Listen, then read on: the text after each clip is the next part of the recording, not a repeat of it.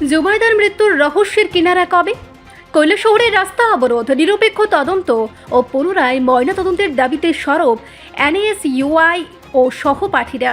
ঊনকোটি জেলার কৈলাসহরের বাবুর বাজারে স্কুল ছাত্রী জুবাইদা বেগমের রহস্য মৃত্যুর ঘটনায় শনিবার বিক্ষোভে উত্তাল হয়ে ওঠে এলাকা।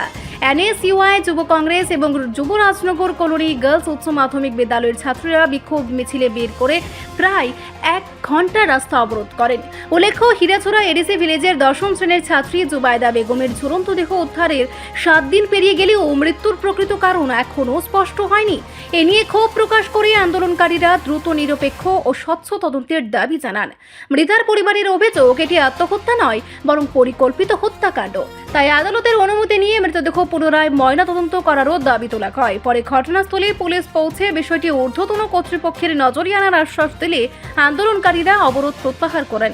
তবে দোষীদের দ্রুত গ্রেফতার এবং ঘটনার প্রকৃত রহস্য উদ্ঘাটনের দাবিতে এলাকা জুড়ে ক্ষোভ ও প্রতিবাদ অব্যাহত রয়েছে।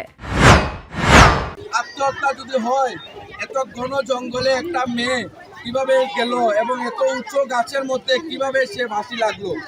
আর যদি এটা আত্মহত্যা হয়ে থাকে তাহলে মেয়ের ডান হাতটা কিভাবে ভাঙলো?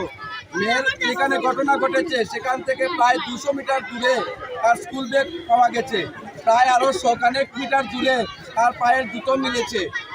তাহলে এটা কিভাবে সম্ভব? রিপোর্ট, সংবাদ প্রতীক্ষা।